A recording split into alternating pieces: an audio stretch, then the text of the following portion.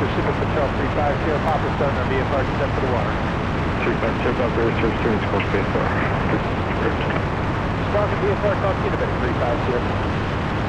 Okay, we're there. I'm going to dial up frequency for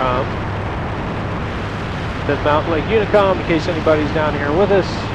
Listen in on that. Traffic Warrior 4319 Raspberry is going to be mid-filled at 5,000. All right. So if you don't mind, I'll do the first couple, and then we'll see about getting you flash on you at my controls. Sir, control. Controls. Okay, our before water landing checklist in this airplane is fairly simple. We want to turn the pulse lights on, which they are. So that's the full-on position. Sorry, pulse lights in the middle, and that's just making them blink. We're going to turn the bilge pump on. That way, if we take on any water, it's immediately pumping it out. It's not waiting until it activates the little flapper valve back there. And we make sure our gear's up and getting a blue indicator, which we are. Our pre-water landing checklist is complete. Now the everything speed in this airplane for the most part is 60 knots, right? We climb out initially at 60. We descend at 60. Our emergency descent speed is 60. Our best glide speed is 60. 70 knots is the gear door limitation. So if we had the landing gear extended, we'd limit ourselves to 70. To me, it's far more important to have just to stabilize about any specific airspeed, especially on a digital gauge. We find that roughly 3,000 to 3,300 RPM, depending on your weight that day, will get you about 60 knots at a reasonable descent profile. So we'll just, in the first couple, find out what that RPM setting is for us. Reading the water down here, clearly there is wind on it. The smoke is blowing that way. So we've got a, fairly confident we've got a tailwind pushing us there. There are lots of ways to land on the water that are correct. What I like to show people in the very beginning, if it's your first couple of water landings, is we're going to come down kind of like it's a soft field landing. We do not want to, I'm going to turn off the terrain warnings here because otherwise it's going to scream at us the whole time we're on the surface.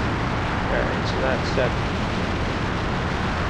Basically, we're going to fly down, we're going to fly in ground effect for a couple of moments, reduce the power just slightly, and set the airplane down on the water.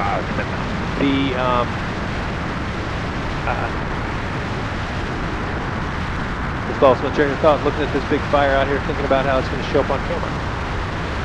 Cool. Attitude for touchdown is a step taxi position. So if you've done a lot of boating, you know what I'm talking about. If you haven't done a lot of boating, that's okay. It's we're up riding on top of the water instead of pushing through a bunch of water. So we need to keep the power in reasonable. Yeah, and you'll know here in 30 seconds, right? It's just different feel. What you don't want to do is the same thing that we would do in your DA-40 or 182 is come in feeling for the runway with big high pitch up attitude. You can land like that in the seaplane, but that's more a specialty landing for like rough water penetration. All right, so we are clear. We got no boats, no big wakes that's going to bite us. Coming in here, feeling for ground effect, looking for about 2 feet over the water, reduce our power slightly, and wait for the clicks. We're on the water. Then we throttle up. As we add power, we have to pull back on the stick to maintain that pitch attitude, because with the pusher prop above us, it's trying to nose us over as we're adding power. Then we come up to about 50 feet or so over the water, and we enjoy it. We cruise down the center of the channel, avoiding boats and wakes, and if we see a good place coming up to do a water landing, we'll pull the throttle and do that. This is an area that is tricky sometimes because the wind is often coming down that channel. So it looks great when you get down here and you go from no wind or some wind to 10 knots from that side. We're always sort of looking for that.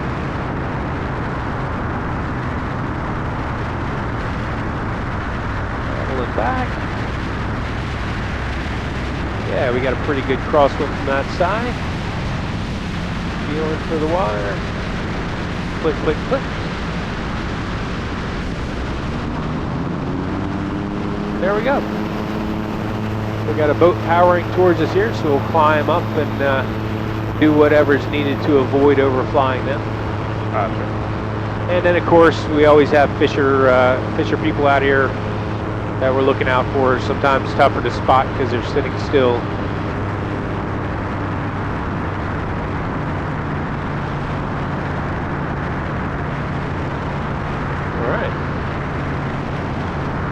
All right, so if you want, I'm going to give you the flight controls here, let you fly down the channel. This is always fun.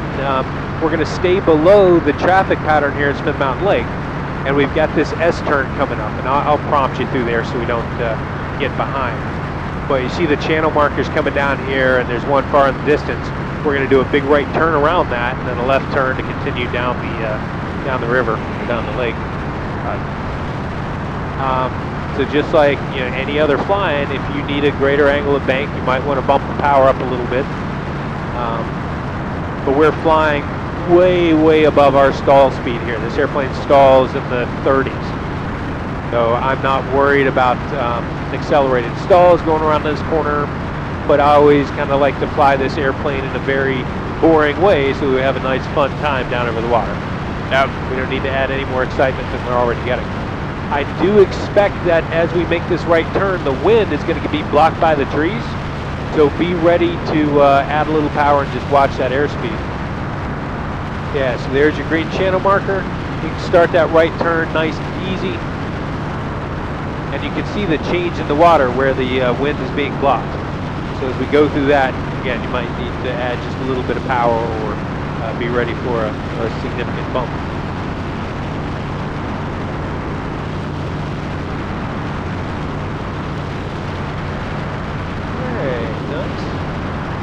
Coming on around, phone coming to the right. Some kind of big wake out here. I don't know what just went through, but we'll be watching out for whatever made that. Because with obstacles and all the usual things, and we'll make a nice big left turn here and keep on heading down the lake. There's all the obvious things to not hit in a seaplane, but the one that'll really bite you, because it can catch you by surprise, are big wakes like that. Because you can't necessarily see them, especially when you're down low on the surface. They're going to look out early. We are always looking out early, and we're always, standing by to go around or change our plan based on big wakes like that. Because it'll either throw you in the air before you're ready to fly, or it will bring you to the water before you're ready to land. All right, so good. We're just flying around looking for some smooth water here without big wakes in it now.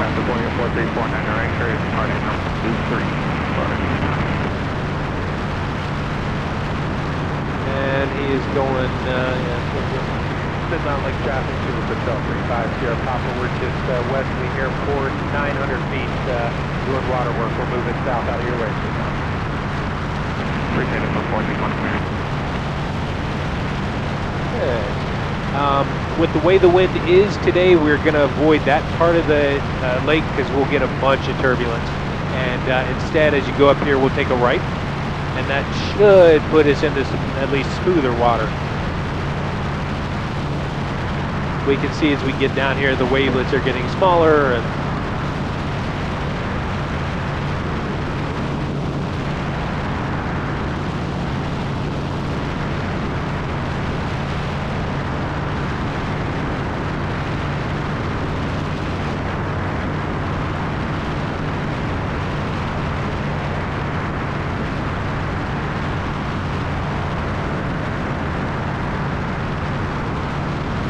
the wind computer is right, which it usually is close.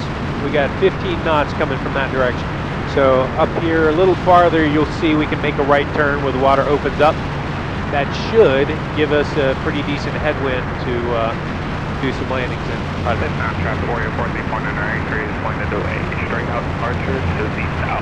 This mountain. And of course, it's interesting working around a big body of water as the seasons change because it can create its own weather, or at least its own wind patterns. The return right? Yep. Yeah, as you come around, it'll open up much wider than it looks there.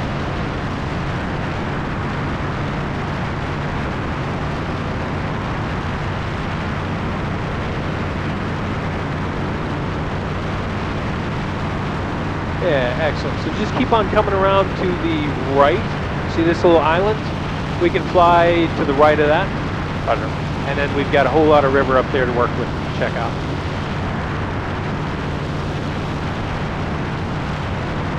And we've still got a significant amount of water out to our west that we can work on if it's not great up here.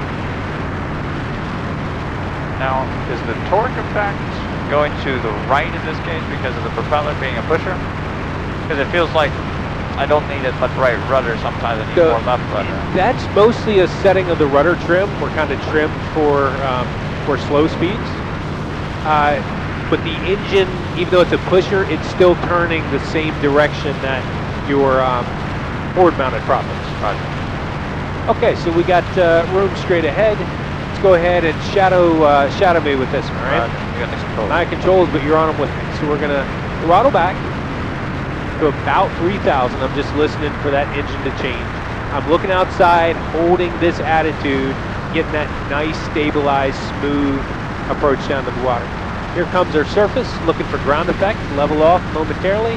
Throttle back just a pinch, we're on the water.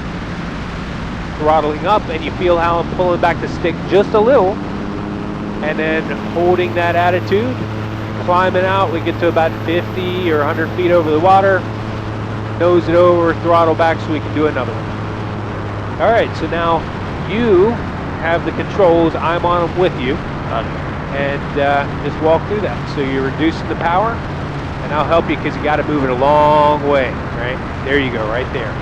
Okay, looking outside, you got a little point picked out. I do see some wakes, so stand by for a go around if we need to. Nice thing here is we can just add a little bit of power, and we can just fly straight ahead where we are until we're past all the swells.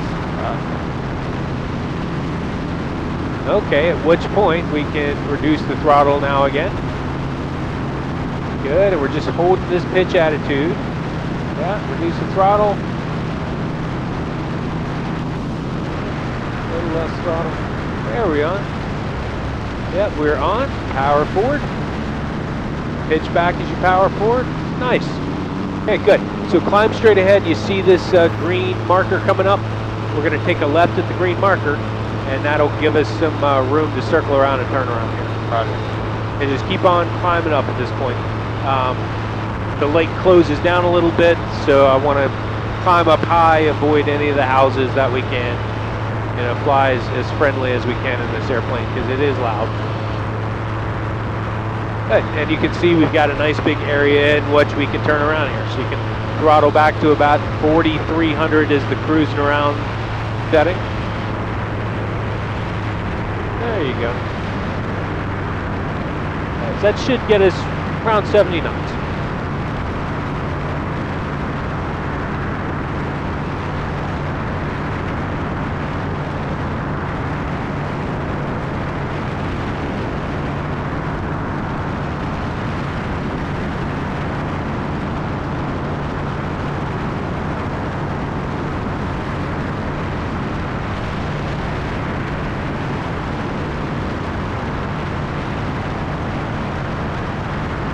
Really nice.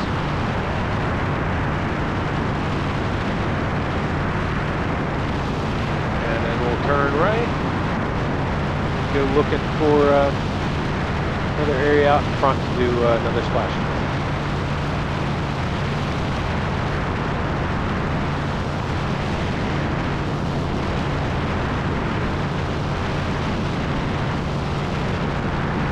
Sweet, so we got plenty of room straight ahead.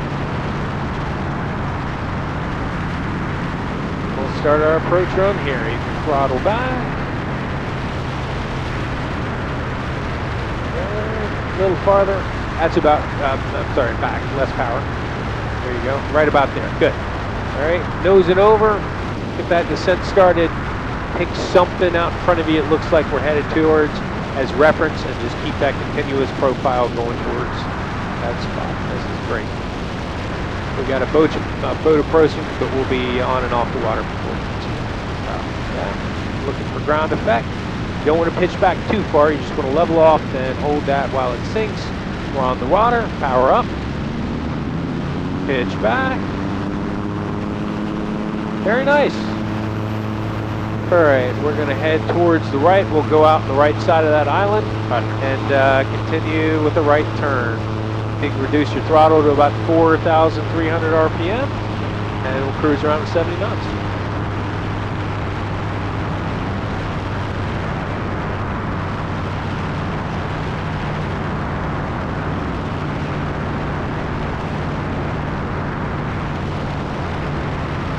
Excellent, yeah, so this turn here is going to open up into one more wider spot that may be a little sheltered from the wind, which can be a good thing or it can be, you know, a bad thing if that means it's tumbling through you. So we'll just find out. There's a green channel marker up towards there. Let's do a an approach or splash and go here. Just be mindful, don't hit that channel marker. Okay, to the right of it. All right. And there's swell spreading out this way, but it looks like that as long as we're going towards the channel marker, we will miss it.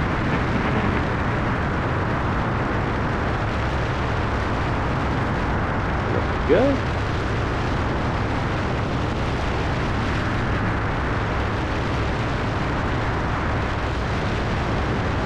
Very nice. Reduce your throttle just a pinch, left rudder for the crosswind, there it is. And we are on the water.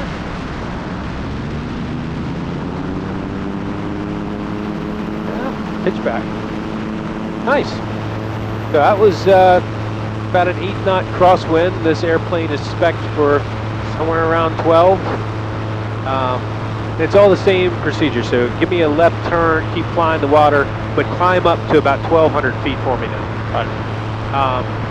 But it's all the same procedure. You know, we rudder to align ourselves with our direction of travel, and aileron to keep ourselves over that direction of travel we want.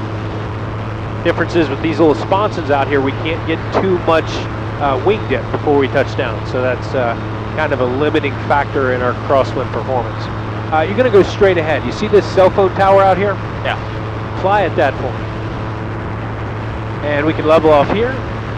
Yeah, throttle back. Good. We'll see how rocky and rolly it is coming up through here. The water extends back here to a point you can't quite see.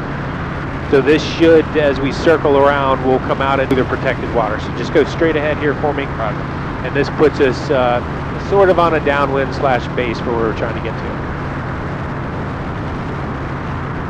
All right, I'm going to take the controls here. My controls. So you see these houses starting to appear and this little valley starting to appear. That's where the water line is. This is where we use for confined water practice. I'm not going to do anything too tight on a windy day like this, but you can see that if you really needed to get in here, you could come diving down just over these treetops, and you could have it stopped, you know, before the water takes the turn. What we're going to do today, since we've got so much wind coming over here, we're going to stay high and above these trees, and then start our descent once we get around the corner.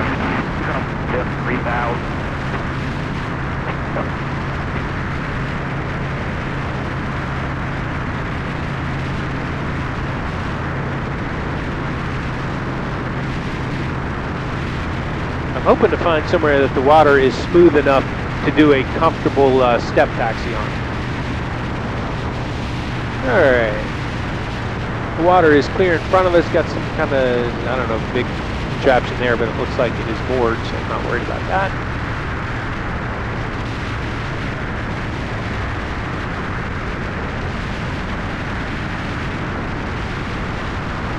Yeah, the water's still a little bit churned up over here too. That's all right. It's not as big and bumpy, so we'll see if we can stay on step here just a little bit longer. So we're on the water, and I'm going to power up just barely. Not enough to take off again, but enough to keep us up and on top of the water instead of sinking into it. So as we are riding on step, my goal is to do whatever is required with the ailerons to keep the wings level, all right? Because we don't want to drag one of those sponsons. To make the airplane actually go right or left, like if I want to go right, I'm stepping on the right rudder, get it started, and then it will continue the turn on its own. I may have to counter steer a little bit. And And that's how we move around quickly on the water. There's a good gust. Let's get off of this water.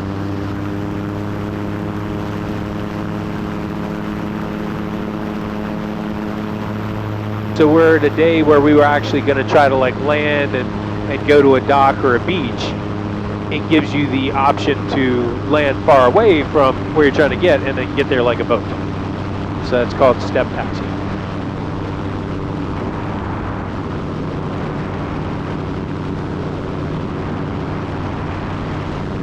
We got our prompt to switch fuel tanks. We're going to stay on my side just to see if they can even out the weight a little bit more. All right, so we got a 6-knot crosswind here. I'm going to do a landing that's a little more like if it were rough water penetration. The ice, yeah, insight, thank you. But the idea is that we can come in a little bit slower, and we can go left around the geese, the morning geese. But if we're coming in more at like 55 knots and a nose-up attitude, all right, we're going to hit a little crosswind action right here. We can touch down on the water much slower. If those were big waves out there, we're not taking as much impact, and we can get the airplane stopped a little quicker. Like a short field approach. Yeah, pretty much.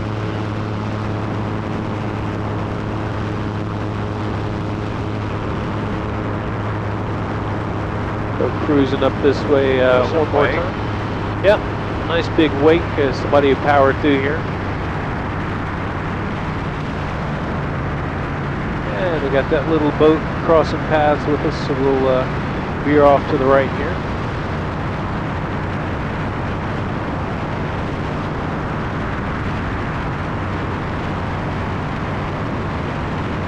Yeah, we're starting to get enough wind. You see those stripes in the water? Yeah. Those help you read the direction and strength of the wind.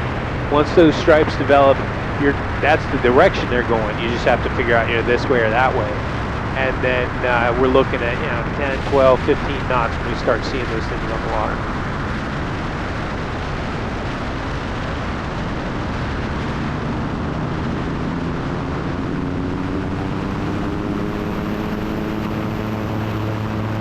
All right.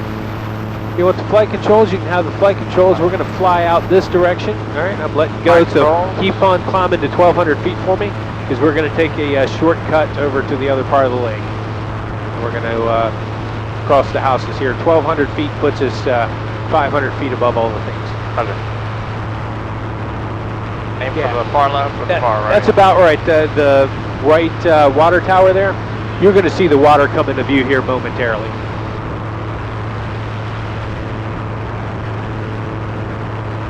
Excellent. We can level off here because we're about to start our approach for the water again.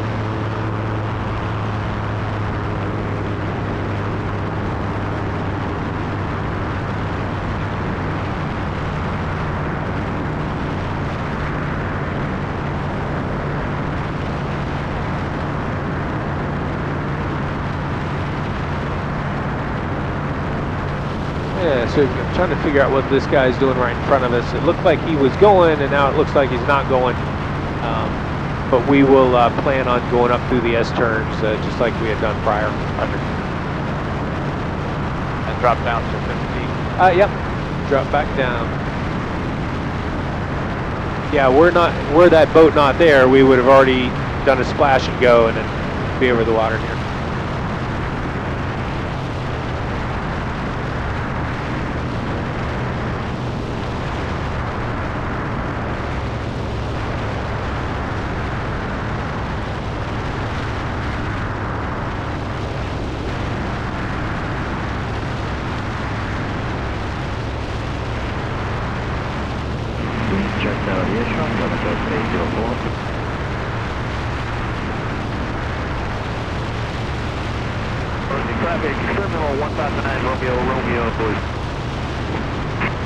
Yeah, it's looking good. Okay, just be expecting wind change going on the lee side of the trees here.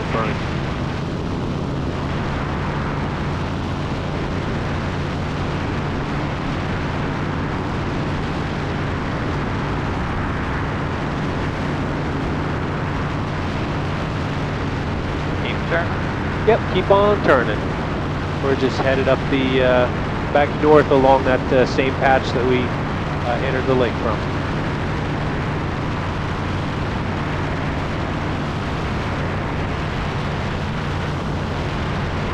Come on left, and you can really see the difference in the water there, right? So Yeah. we can know where to expect those gusts, because either those lines forming I was telling you about, right, and then the water we were at it wasn't calm, but it didn't have those in it. So it's kind of a neat visual warning of what's ahead.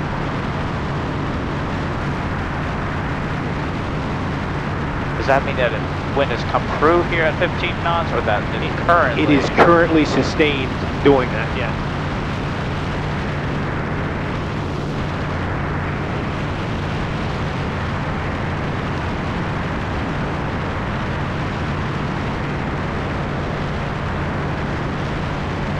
All right, so we've got a pretty good open straight ahead area.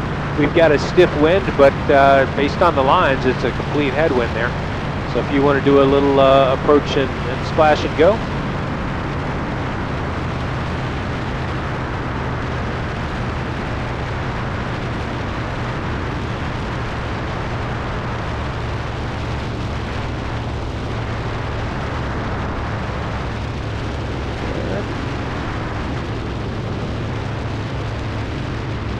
There you go. Now a little less power.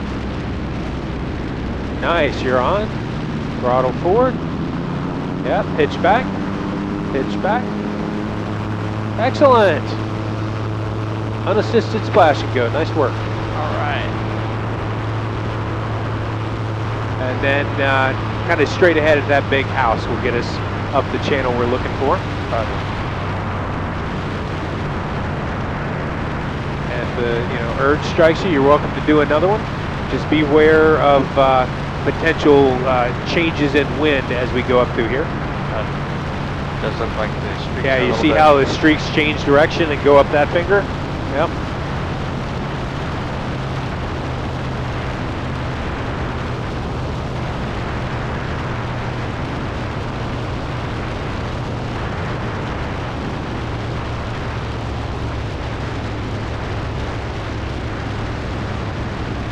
Yep, little left rudder. There we go. Little right aileron. Oh, nice. Nice, nice, nice.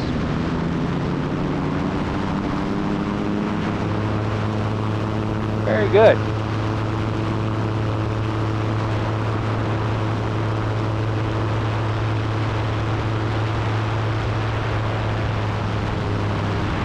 All right, then there's the bridge. We've got room for one more splash and go. We'll do a splash and then climb up to 2,500 feet and head home.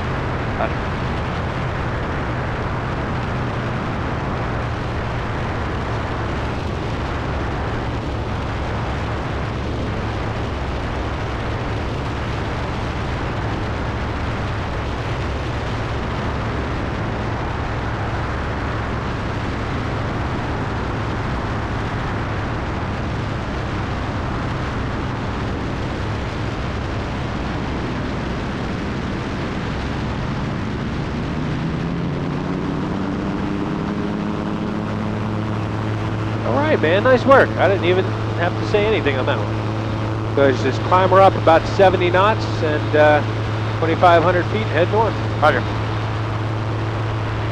All right, our after water landing checklist or after water checklist, you can turn that bilge pump switch off, turn your landing light off, and then our gear is still up. After water checklist is complete. Roger.